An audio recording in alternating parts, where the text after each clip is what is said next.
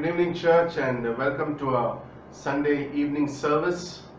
And I'm glad you are watching online. Okay, let's all stand for the worship.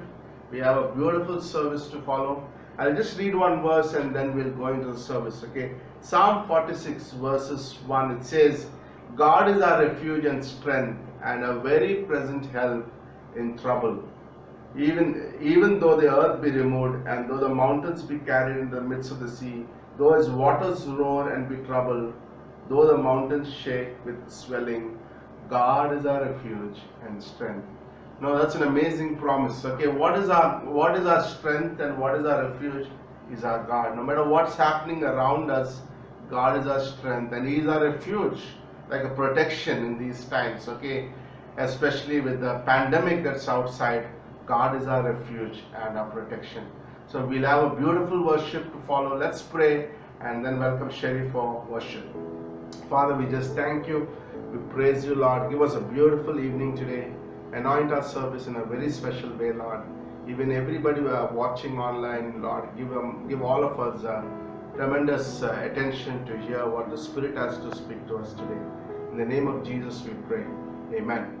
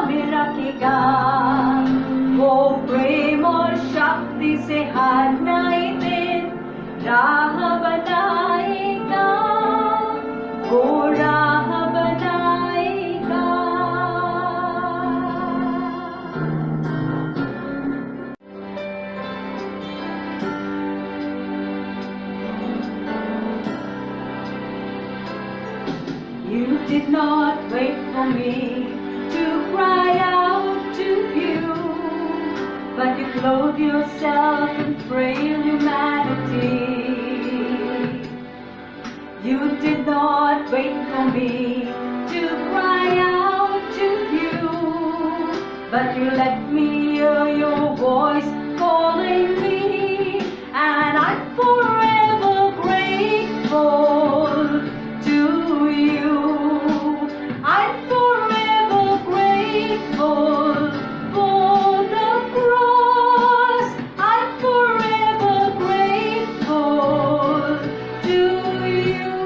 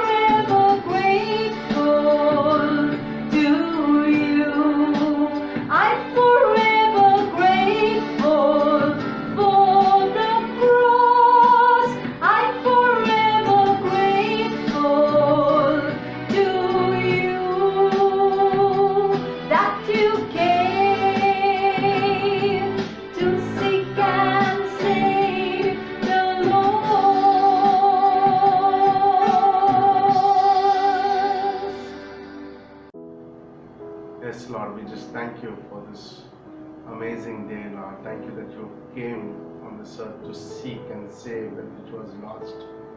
Thank you for your purpose in our lives. Thank you for, Lord, that you died for us, Lord, rose again. Thank you for the resurrection. We have a living hope, Father. We thank you and we praise you. We worship you today and exalt your name, Lord. It was a beautiful, beautiful evening today. And speak to us, minister to us. In the name of Jesus we pray. Amen. Amen. Hey, good evening, church, and welcome to our Sunday evening service. Here are some very important announcements. Hope all of you are doing good. We are praying for you. Okay, and we remember you. Everybody are remembered every day, and we pray specifically for you. Okay, just a short announcements. Remember this week. This week we'll have class on Tuesday and Thursday. The reason being is it's a book of Revelation. I believe many of you are enjoying this class. So I don't want to leave a long distance of the class. So I'm going to do a class on Tuesday and also Thursday from 6 o'clock. Okay, and it's going to be our hour of class. I encourage you to gather in to watch this amazing class. Okay, it's on Tuesday and on Thursday. Okay, one more announcement. Okay, it's this week. Okay, on the April 20th is Kiran's birthday. Don't forget to wish him. Okay, 20th April, he's in the lockdown, but we're going to call him and wish him. Okay, don't forget that. And also the family of the week also this week is Kiran and Sangeeta and his children. Okay, remember them in your prayers. Okay, so let's pray for them and then we welcome Chandra for the offering. Father, we just thank you for this beautiful day. Pray for Kiran today especially, Lord, and in this situation, Lord, I pray that you will provide all the needs, Father, financially, Lord. We pray for your protection around that family. Give them good health, Lord. We also pray for Lord, salvations in their home, Father. Pray that many will come to know. Bless his birthday this week and give him a great years ahead, Father. Thank you for his love. Thank you for his friendship. In the name of Jesus we pray. Amen. आज हम इस दान के विषय में देखेंगे। उससे पहले मैं आपको कुछ बात बताना चाहता हूँ। जो है दशमांश जो है ऐसी एक प्रभु के लिए ऐसी पवित्र चीज़ है जो हम देने से जो है हमारे हर एक जीवन में परमेश्वर आशीष लाता है।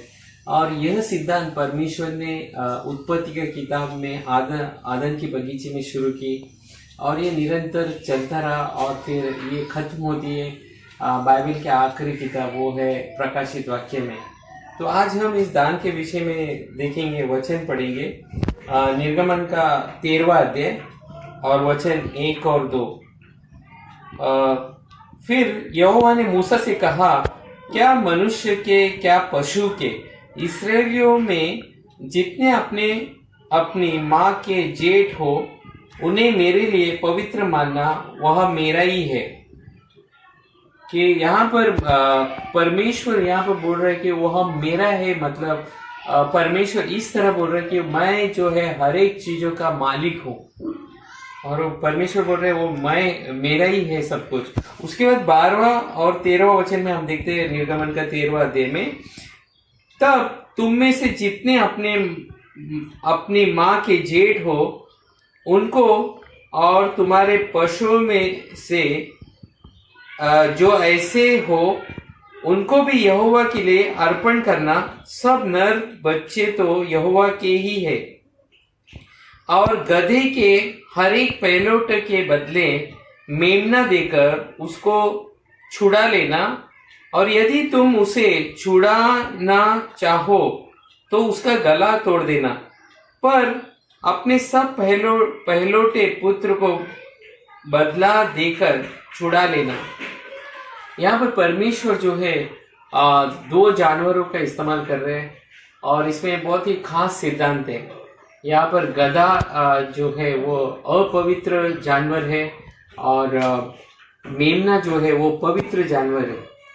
और हम परमेश्वर यहाँ पर बोल रहे हैं अगर समझो आपको वो गधे वापस चाहिए तो आपको मेमने का जो है बलि देना पड़ेगा, और अगर आप ऐसा नहीं करोगे तो अगर गधे को ही रखना चाहते हो तो गधा को आप खो लोगे। जैसे कि पिछले संदेश में मैंने बोला था, अगर हम दान नहीं देंगे तो शैतान क्या करेगा, हमारे खीसे में जो है, हमारे जेब में वो एक खाली छेद बनाता है, तो हमारी कमाई में जो है बरकत नहीं रहती है। और इसी सिलसिले में आगे बढ़ना चाहता हूँ। यहाँ पर हम सब भी जो है पाप में जन्मे हैं, और पाप में जन्मे के बाद भी स्वयं यीशु मसीह आए जो निष्पाप है, और वो यहाँ पर जन्मे और उन्होंने हमें जो है छुड़ा लिया। और इसीलिए आज हम बोल सकते हैं कि उसमें यीशु मसीह पहलोटा बना, और इसीलिए हम भी बोल सकते हैं कि हम उसके भाई हैं। और ये इस तरह है दोस्तों, मैं एक छोटा उदाहरण बोलना चाहता हूँ। एक नया विश्वासी पास्टर से बोलते हैं, पास्टर अगर मेरे पास 50 मेमना है तो मैं 25 मेमना जो है दान में दे दूंगा। अगर मेरे पास 30 है तो मैं 15 दे दूंगा। तो पास्टर आगे पूछते हैं, अगर तेरे पास 10 है तो 5 दोगे? तो विश्वासी बोलते हैं, तो क्या, मैं तो दे दूंगा, आप तो मेरे दिल को जानते हो। तो उसके बाद पास्टर बोलते हैं, आपके पास 2 मेमना है, उसमें से 1 दे दो। तो विश्वासी जो है बहुत निराश हो जाते हैं, मेरे पास तो बहुत थोड़े ही है। कई बार हम बहाने भी बना सकते हैं, जो है जब दान के विषय में आते वक्त तो हम बोल सकते हैं, परमेश्वर मेरे पास कुछ बचा नहीं है। लेकिन विश्वास इसमें नहीं है। विश्वास इसको कहा जाता है, जब आपके पास जो आपका कमाई है आती है तो पहला दशमांश जो है उसे मैं परमेश्वर को दे देता हूँ, अर्पण कर देता हूँ। क्योंकि अगर मैं ऐसा करता हूँ तो भले ही मेरे पास जो भी जितने भी ज्यादा खर्च है उसमें परमेश्वर जो है आशीष डालते हैं, उसमें परमेश्वर अपना हाथ रखते हैं। विश्वास इसको नहीं बोल सकते कि मैं सब कुछ खर्च पूरा निपटाने के बाद आखिरी दशमांश जो है उसे परमेश्वर को दे दूंगा। ये विश्वास नहीं कहलाती है। कभी कभी हम बोलते हैं कि मेरे पास खर्च ज्यादा हो रहे हैं, परमेश्वर मैं इस महीना नहीं दे सकता हूँ। नहीं, परमेश्वर बोलते हैं, परखो मुझे देकर कि मैं तुम्हें आशीष दूंगा कि नहीं। तो हम जो भी है, आज हो सकते परिस्थिति में हो, कुछ भी तकलीफ में हो, तो भी हमें देना चाहिए। क्योंकि पहला जो कुछ भी है वो सब कुछ परमेश्वर का है। क्योंकि हमें जो कुछ भी परमेश्वर ने दिया है, चाहे वो नौकरी, चाहे हमारा परिवार, हर एक आशीष जो है परमेश्वर से आती है।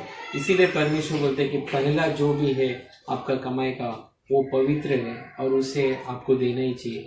आइए हम प्रार्थना करते हैं इस वचन के लिए। स्वर्गीय पिता, हम धन्यवाद देते हैं इस वचन के लिए। परमेश्वर, तू ही हमारे जीवन में पहला है प्रभु, हर एक चीजें बाद में आती है प्रभु।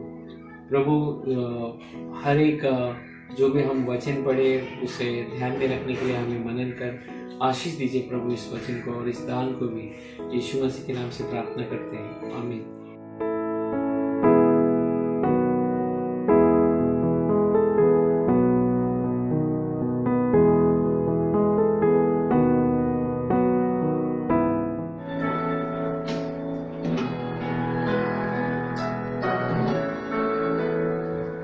Consider the lilies, they don't toil or spin, and there's not a king with more splendor than them.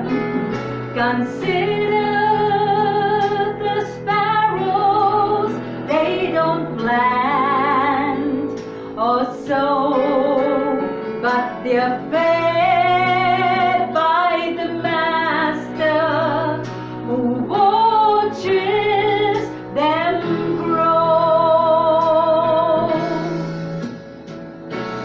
We have a heavenly Father above, with eyes full of mercy and a heart full of love. He really cares when your head is bowed low. Consider the lilies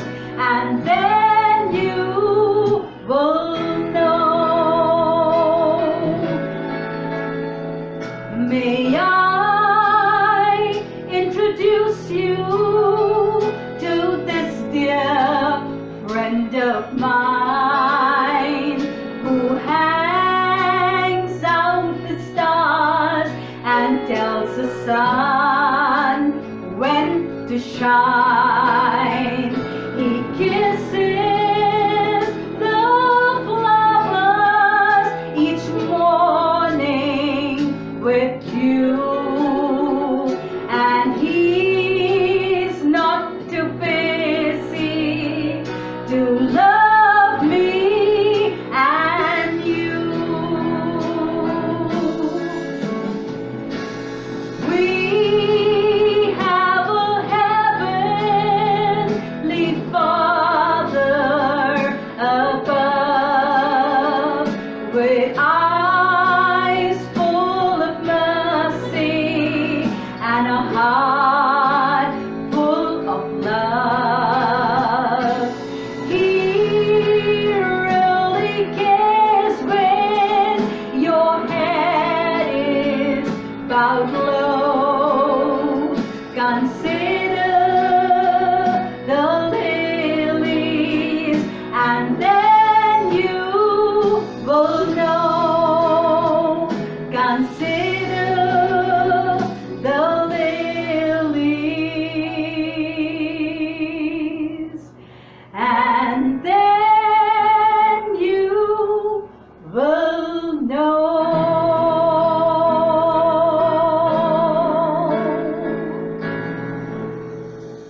Yes, good evening, church. Thank you for watching online. Here is another beautiful message for this evening.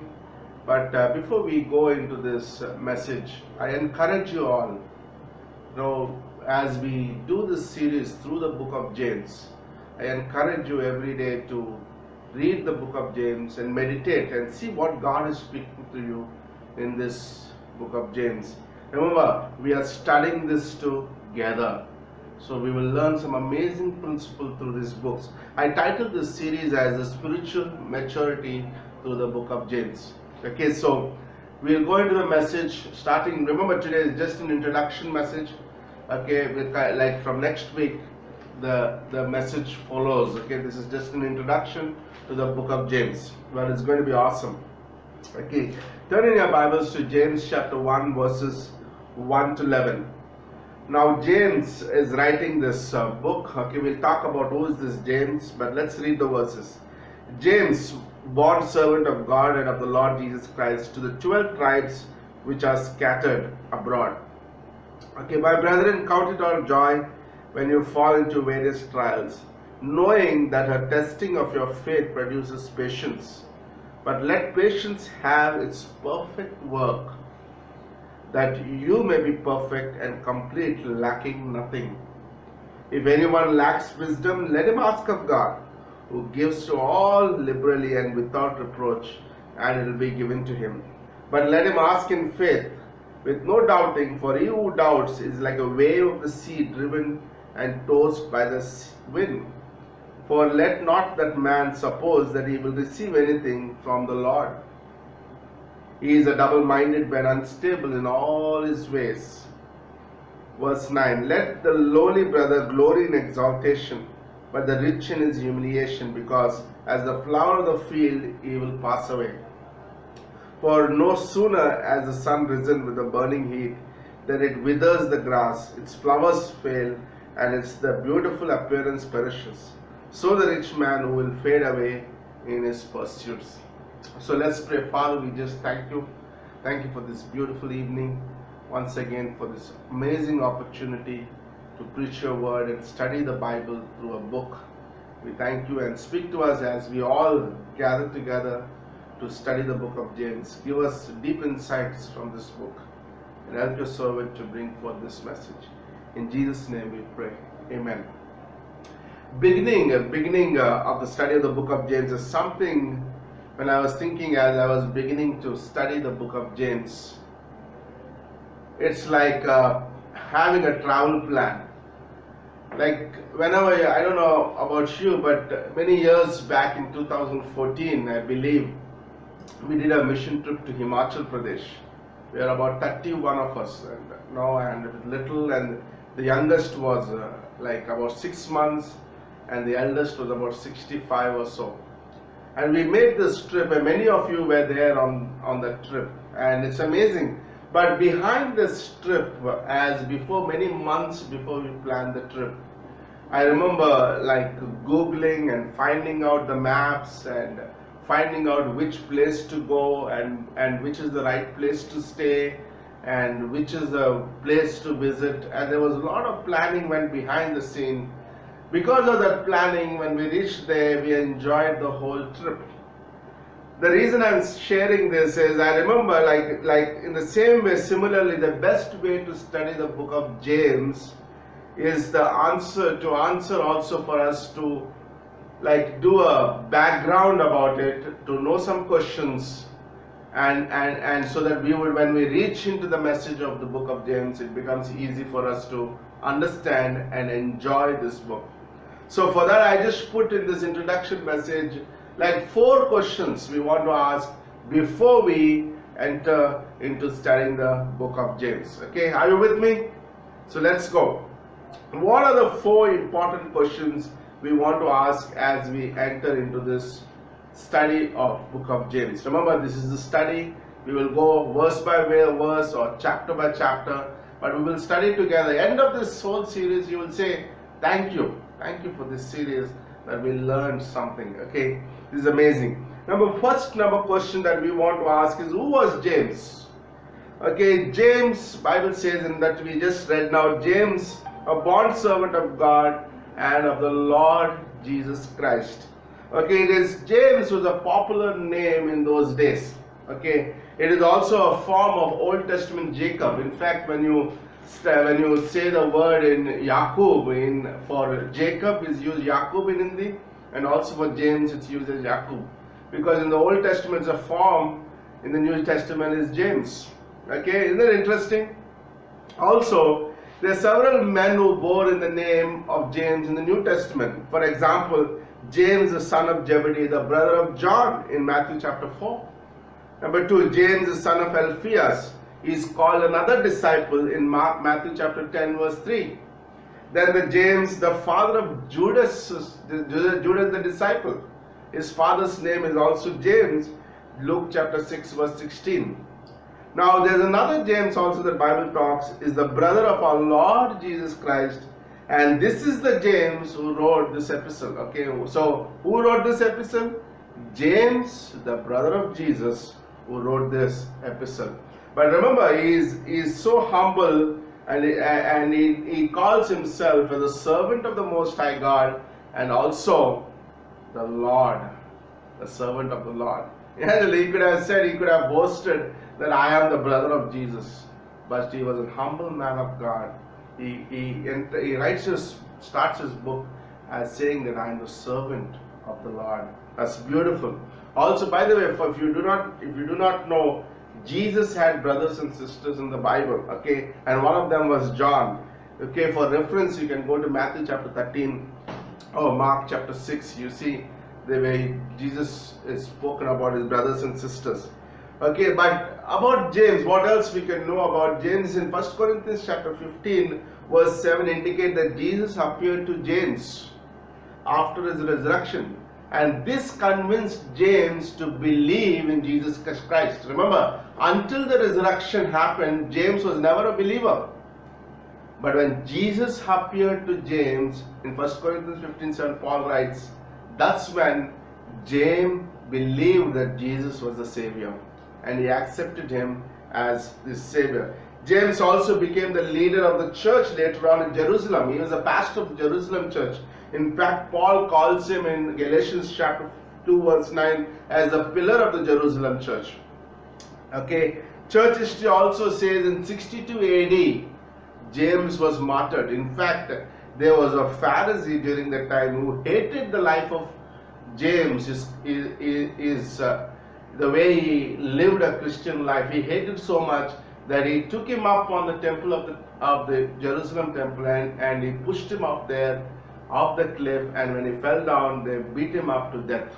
That's how James died in 62 AD. Can you imagine? Here is a man who's writing this book today we are reading.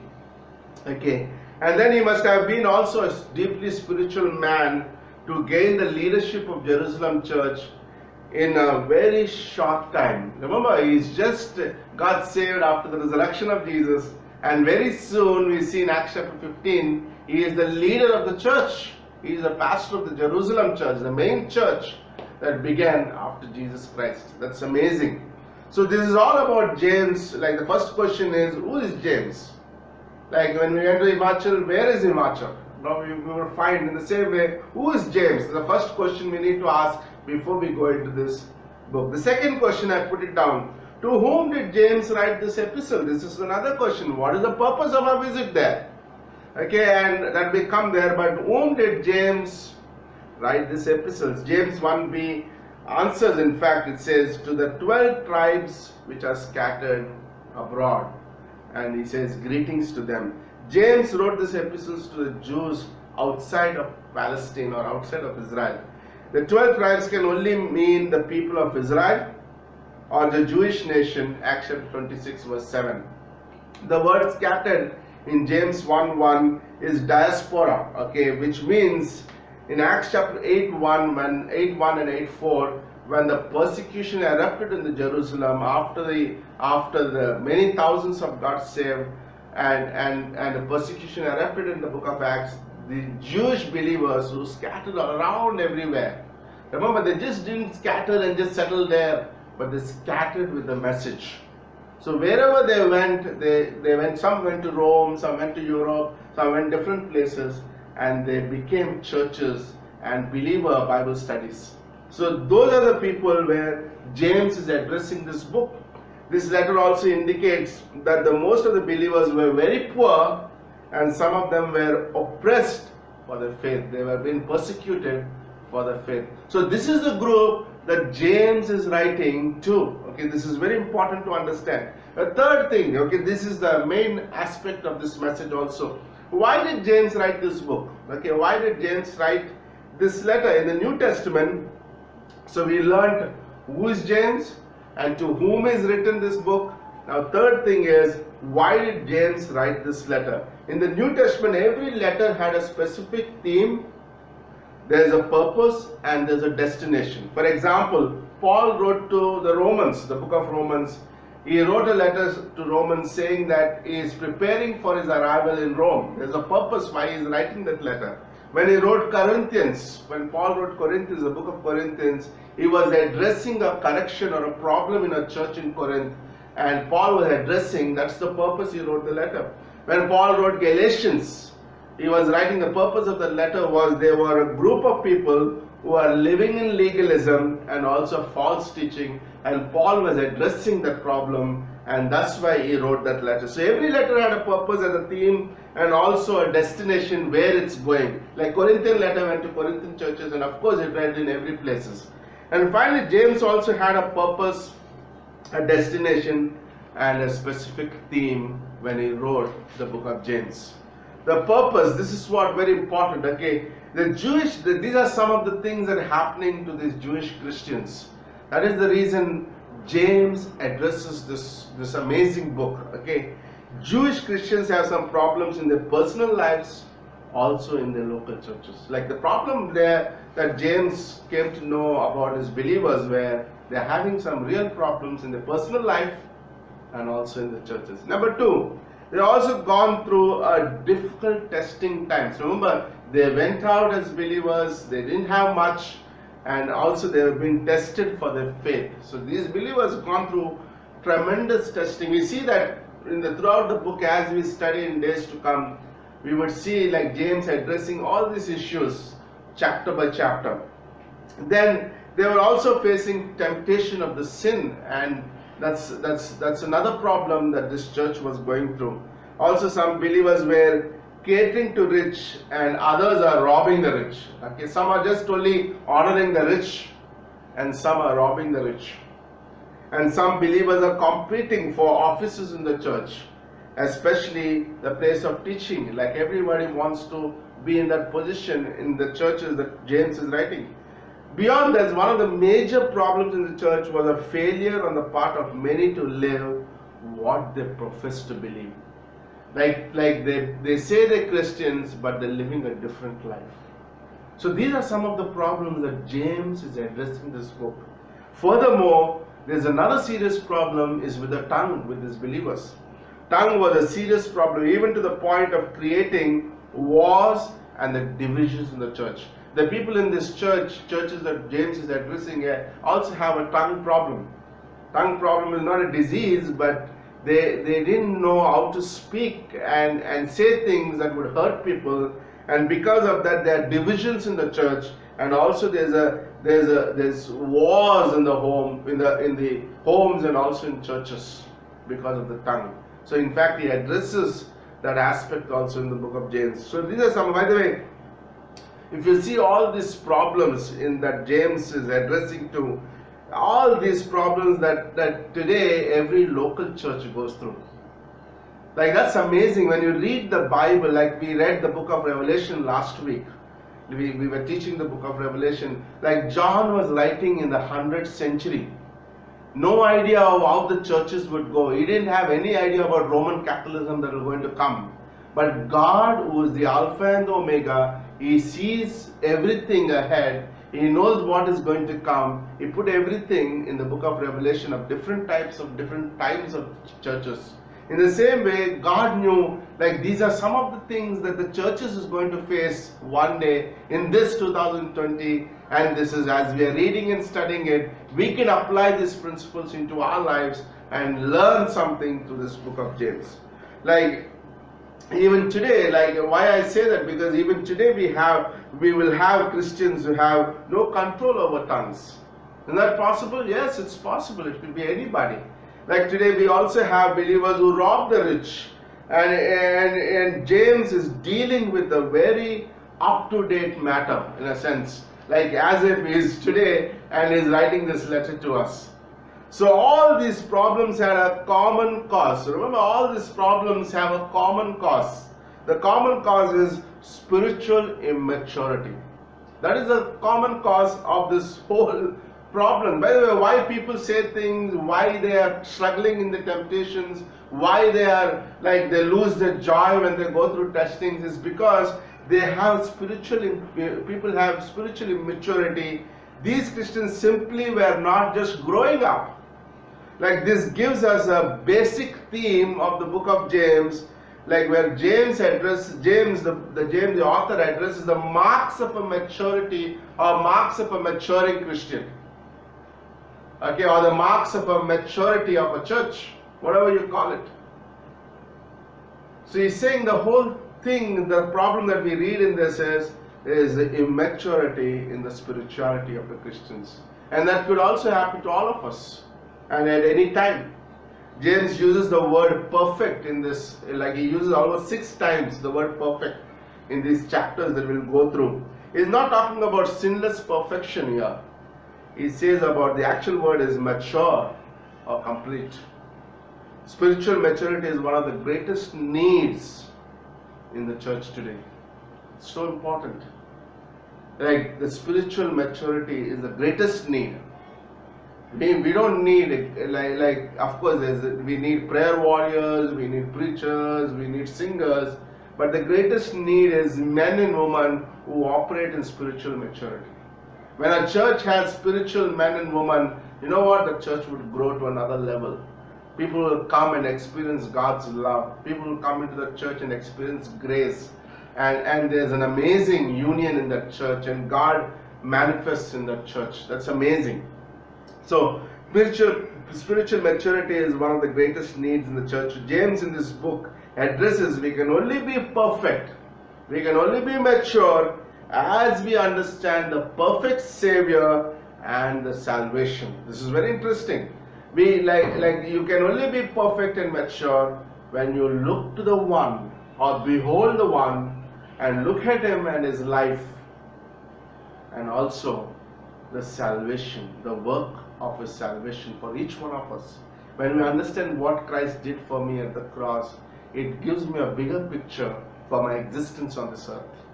And I see it in the light of what Christ has done to me in everything in my church, in my congregation. I sit in the chair and I will come to church and say, Lord, thank you, I could be here and worship you. Lord, thank you for the blood that has taken care of my sins. Today I am a finished work believer. I can be in heaven one day. I have a hope today.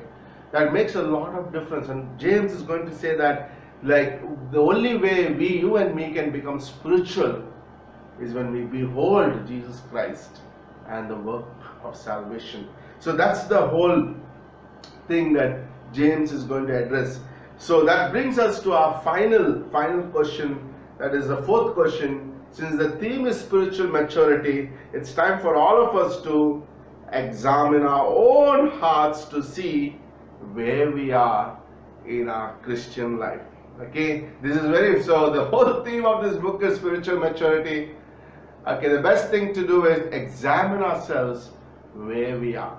I think we all go to like a medical health checkups. Maybe some of you do every month, some of you do every week, some of you do once in a year. I don't know when I did the last time, but we do this spiritual, like we do this physical health checkup to just check how is my blood pressure, or how is my sugar, or how is my body as a whole, how are my kidneys and how are my liver, how are they functioning.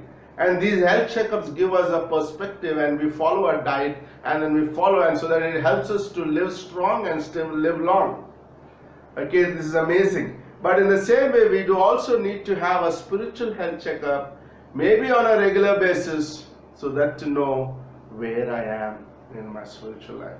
Okay, so as the theme is spiritual maturity, we will see and examine few important things before we could be that person that God wants us to be.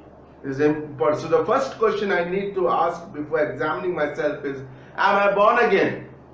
This could be like a question that you wonder, oh, I am born again. No, but it's very important before we enter into spiritual maturity book. It's good to know, am I born again? This is the first question, because without spiritual birth, there can be no spiritual maturity. Maybe you've been coming to church, we don't know, for long. I just put it up because like sometimes we think because I am born in a Christian family doesn't make me a Christian. Like because I stay in a car shed doesn't make me a car. In the same way, I am born in a Christian family doesn't make me a Christian. In the same way, because I come to church every week doesn't make that I become a Christian. But Bible clearly says one has to be born again to be a Christian. What is this born again? This is a very interesting term when we look at it. The word born again is like when we are born physically, we are born through a mother's womb. But remember, Bible also says when we are born with sin. Because the first man sinned and sin entered the whole world, and we are all sinners because of that. So when we are born physically, we are by default, we are sinners. But thankfully, Jesus came 2000 years back and He died for us, and He was resurrected as we heard last week. And He said, whoever believes upon me will never perish but have an eternal life. But what should I do to be born again? There's a man in the Bible, in Nicodemus. He came to John, in John chapter 3 to Jesus in the midnight and said, what should I do to be born again? And Jesus said, just believe. You need to believe that I am the Savior, Jesus said, and I'm going to die for you, and I'm going to be resurrected. And we know the story that Nicodemus believed Jesus and he became a wonderful believer one day. In the same way, if you never believed in Jesus, today is the opportunity to put your faith in Jesus Christ. Maybe you're watching this class online or this message online, and you can say, Jesus, and maybe I've been going to church many years. I'm born from a Christian family, but I want to tell you today, I want to be born again. I want to put my faith in Jesus Christ. If you want to do that, you can say a simple prayer in your wherever and say, dear Jesus, I believe in you, that you died for my sins, that you were buried and rose again on the third day. And I accept you as my personal Savior. Wherever you could pray. So this is the first point towards spiritual maturity. Am I born again? The second, number two, once I am born again, the second examination is we must honestly examine our lives in the light of God's word. James 1:22 says. James compares the Bible to a mirror. As you study the word, we are looking into the divine mirror and seeing ourselves as a real we are. Are you looking like? And James also says, don't go into the mirror and just walk away as if you're not seen anything. he says, Bible, as we become believers, we read the Bible, the Word of God. And it's like a mirror. It shows, like if you ever gone into the mirror before coming to this recording, I went to the mirror, I checked my hair is okay, my face is okay. And then, like if there's anything wrong, my hair was falling and I just kept it with the comb straight. In the same way, when I'm reading the Bible, God will show me the areas in my life that they are wrong or that things need to be changed or moved, and I just move as I read the Bible. That's so important. I was reading a humorous story, a tribal man who never know what was mirror, and he came into the city one day, and one man took him in front of the mirror and he saw his face, and as he saw his face, he was shocked what he saw, and he was so disappointed that he broke the mirror. Now, that's amazing. Like sometimes it's good to see ourselves through the Word of God.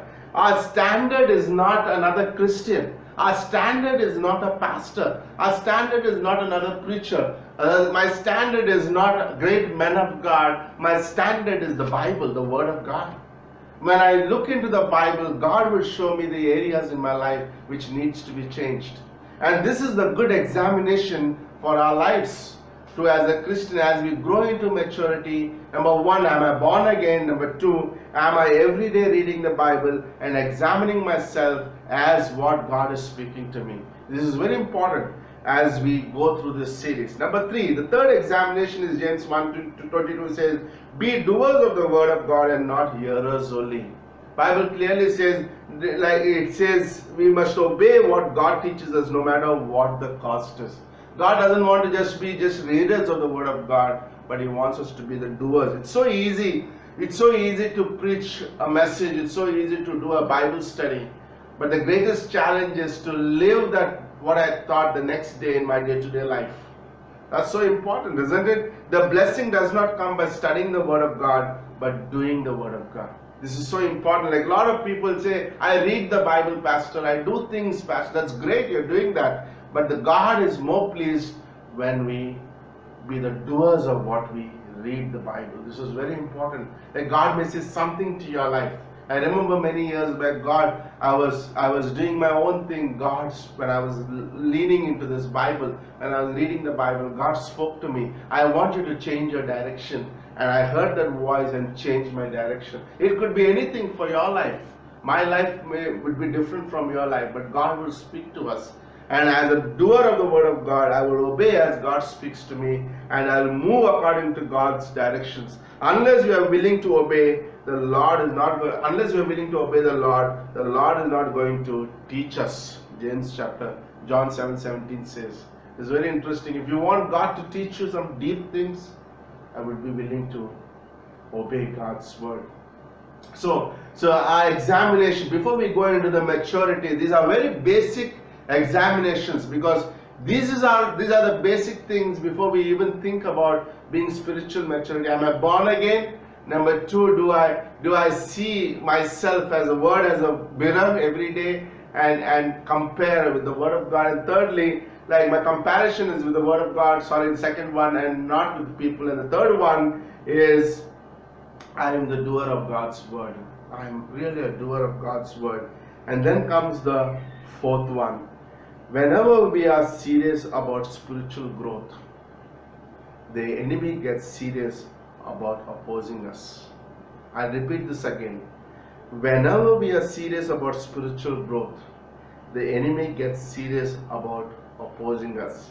So as a Christian, am I prepared? This is a good examination.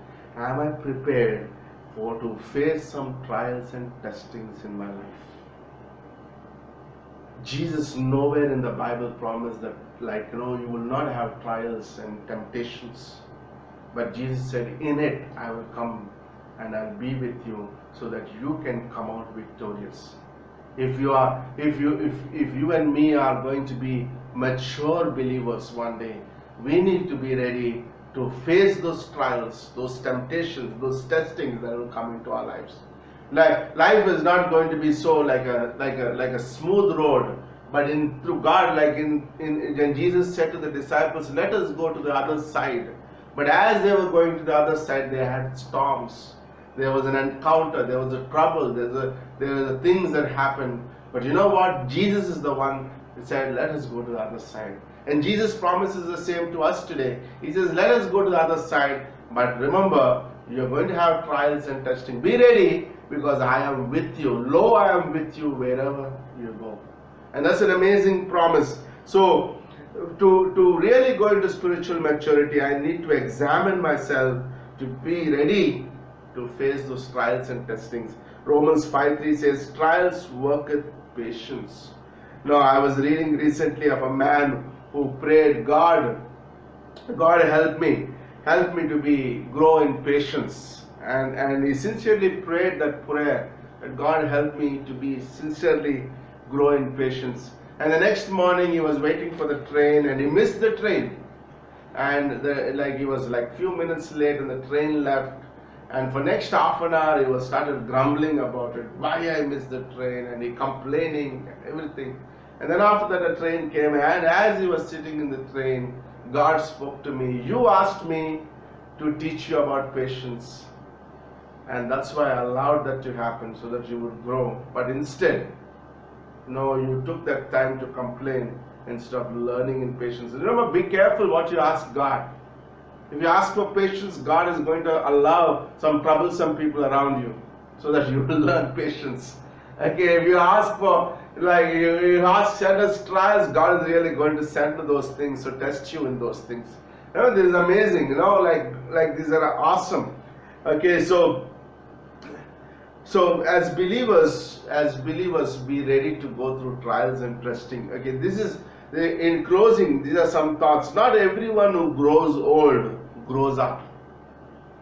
Everyone who grows old doesn't mean they grow up. There is a difference between age and maturity. There is a difference between age and maturity. Just because a Christian has been saved for 10 or 20 years does not guarantee that he is matured in the Lord. This is a very important principle to learn. Okay, don't compare Christianity by how many years that person is Christian. Okay, it's the question of how mature they are.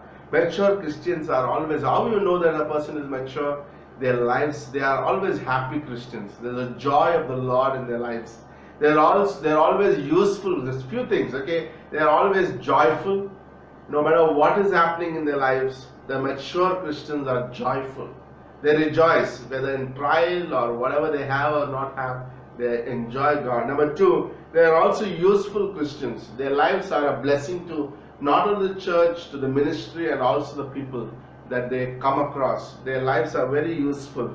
Mature Christians also thirdly encourage others. They are encouragers, like Barnabas was a mature man of God in the Bible who encouraged Paul when everybody said no, but Barnabas encouraged. He is a mature man of God. And fourthly, they also build the church, build their local church. This is the four qualities of a mature believer. Okay, as we end this message as an introduction, they are happy Christians or joyful Christians. Number two, they are very useful Christians. Their lives are being used. They use their gifts for the glory of God. And thirdly, they help to encourage others. They are encouragers. They are not discouragers. They don't talk negative. They don't talk about themselves. They are always encouraging people to go. You can do it. You can do it. And fourthly, they are also build the local church. They don't bring the local church down. They build the local church. So they are there to, when people come in, they reveal love and they are part of this great work. These are some of the qualities of mature Christians. As we study the epistles of James together, with God's help, we will learn together and mature together. Remember, this is just an introduction message. Okay, from next week, we will see the marks of a maturing Christian. And we'll go topic wise and you'll enjoy this series. Encourage you to stay with me as we go together. And I encourage you to read the scriptures. Amen. So let's pray. Father, we just thank you once again for this beautiful evening. Help us as we study this book together. Teach us deep things, Father. And if you are here today, you never believed in Jesus, you can pray this simple prayer in your heart and believe Jesus. Say, dear Jesus, I am a sinner. I cannot save myself, but that you came 2000 years back, died for my sins, buried and rose again. Today I believe in you, Jesus, as my personal Savior. Come into my life, change me, help me to grow in you. Jesus' name I